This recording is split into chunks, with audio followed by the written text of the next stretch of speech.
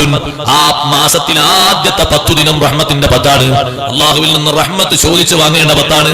അള്ളാഹു തആലയോട് ചോദിക്കുന്ന ചോദ്യം അള്ളാഹു തആല തട്ടാത്ത രീതിയിൽ അള്ളാഹു റഹ്മാനാണെന്ന നിലക്ക് ചോദിച്ചുകൊണ്ട് നമ്മൾ ഉത്തരം വാങ്ങണം. ചോദിക്കുന്നിടത്ത് കൽബ് തുറന്ന് ചോദിക്കണം.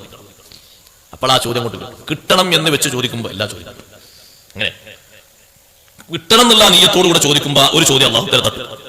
ചിലപ്പോൾ കുറച്ചങ്ങോട്ട് താമസം ഉണ്ടാകും, അത്രേ ഉള്ളൂ. അത് അത്രയും തോനെ ചോദിക്കാനാണ്. തോനെ ചോദിക്കുമ്പോൾ അള്ളാഹു തആലക്ക് ഇത് ചോദിച്ചതിനേക്കാളും അപ്പുറം തരാനായിരിക്കും ഒരു പക്ഷേ തോനെ ചോദിക്കുന്നത്. അങ്ങനെ ഉണ്ടാവും. കുറച്ച് തോനെ തരാൻ വേണ്ടിയിട്ട് കുറച്ച് തോനെ ചോദിക്കട്ടെ എന്ന് അള്ളാഹു തആല നിശ്ചയിക്കാം. അപ്പൊ ഇയാൾ ഇങ്ങനെ കേളപേക്ഷിച്ച് ഇങ്ങനെ ചോദിക്കുമ്പോൾ അള്ളാഹു തആലക്ക് അയാളെ ചോദ്യം വല്ലാത്ത ഇഷ്ടം.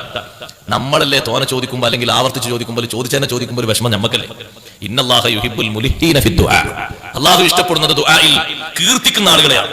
തരണം അല്ലാ, തന്നേ പറ്റൂ അല്ലാ, നീ തന്നേ തീരുവല്ല, നീ റഹ്മാനാണ്, എനിക്ക് നീ തന്നേ പറ്റും. ഈ ചോദ്യം അള്ളാഹു തആലക്ക് ഇഷ്ടമാണ്. നമ്മൾ സുബഹി നിസ്കാരം കഴിഞ്ഞ് കട്ടൻ ചായ കുടിച്ച് വീട്ടിലിരിക്കുമ്പോൾ ഒരു ടീം വന്നു നമ്മൾ വീട്ടിൽ. അവർ വന്നിട്ട് ഒരു മുറാദൊക്കെ പറഞ്ഞു, ശരി നോക്കാന്ന് പറഞ്ഞു. തൽക്കാലം ഒരു സലാം പറഞ്ഞു പോയി. 2 ദിവസം കഴിഞ്ഞപ്പോൾ പിന്നെ ഒരു വരാണ്. പടച്ചോനെ ആല് കറ്റങ്ങൾ ഇഞ്ഞും വരുന്നുണ്ടല്ലോ, നമ്മളിങ്ങനെ പതുക്കെ വന്നിരിക്കാൻ തുടങ്ങി. ഓല് വന്ന് അതേ മുറാദ് പിന്നെ ആവർത്തിച്ച് പറഞ്ഞു.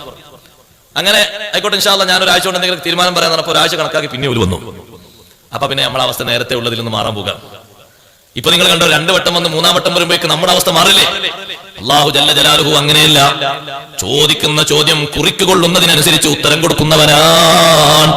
കാലങ്ങളോളം ചോദിച്ചിട്ടും നിരാശപ്പെടാതെ ചോദിച്ചതുകൊണ്ട് അമ്പിയാ മുർസലുകൾക്ക് അല്ലാഹു ഉത്തരം കൊടുത്തിട്ടുണ്ട്, ഔലിയാക്കൾക്ക് അല്ലാഹു ഉത്തരം കൊടുത്തിട്ടുണ്ട്, ഇബ്ലീസിന് വരെ അല്ലാഹു ഉത്തരം കൊടുത്തിട്ടുണ്ട്. ഇബ്ലീസിനോട് അല്ലാഹു തആല പറഞ്ഞത് സ്വർഗ്ഗത്തിൽ നിന്ന് പുറത്തു പോകണം. വഇന്ന അലൈക ലഅനതി ഇലാ യൗമിദ്ദീൻ.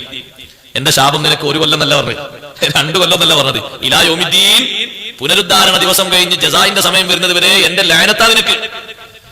ആ ഇബ്ലീസ് അല്ലാഹുവോട് എന്താ ചോദിച്ചത്? റബ്ബി അൻളിർനി ഇലാ യൗമി യുബഅസൂൻ. റബ്ബേ എനിക്ക് നീ താമസം തരണം, എനിക്ക് നീ ദീർഘായുസ് തരണം, പുനരുദ്ധാരണ ദിവസം വരെ എന്നെ നീ ഇവിടെ താമസിപ്പിക്കണം. അതിന്റെ അർത്ഥം മരിക്കരുത് എന്നാണ് അതിന്റെ അർത്ഥം. മരണം ഇബ്ലീസിന് പേടിയാണ്. പുനരുദ്ധാരണ ദിവസം വരെ എല്ലാവരും ഖബറിന്ന് എണീറ്റ് വരുന്ന ദിവസം വരെ ഒരാളോട് പിന്നെ മരിക്കോ? ഇനി കൊടുക്കാൻ മരണം? ഖബറിന്ന് എണീറ്റ് വരുന്ന ദിവസം അതാണല്ലോ യൗമുൽ ബഅസ്, പുനർജീവിതത്തിന്റെ ദിവസം. അന്ന് വരെ എനിക്ക് ഇവിടെ താമസം തരണം. ഇത്രയും വലിയ ചോദ്യം ചോദിക്കുന്നത് എത്ര നൂറ്റാണ്ടിന്റെ ചോദ്യം? അല്ലാഹു തആല പറഞ്ഞോ, ഞാൻ എന്നെ പണ്ട് സ്വർഗ്ഗത്തിൽ നിന്ന് പുറത്താക്കിയല്ല, പോടാവുന്ന പറഞ്ഞല്ല, എന്നോടൊന്നും ചോദിക്കണ്ടെന്ന് പറഞ്ഞു. നമ്മൾ ശരിക്കും മനസ്സിലാക്കണം, നമ്മുടെ ചോദ്യം ഇഖ്ലാസോടുകൂടെ വരുന്നില്ല. അവിടെയാണ് വിഷയം. ചോദിക്കുന്നത് ഇഖ്ലാസോടെ ആണെങ്കിൽ ഇഖ്ലാസിന്റെ കട്ടിക്കനുസരിച്ച് 1 മതി. പക്ഷെ അതിനത് വേണം, ആ ആത്മാർത്ഥതയുടെ മുഖം വേണം. ഒരു പ്രശ്നമില്ല.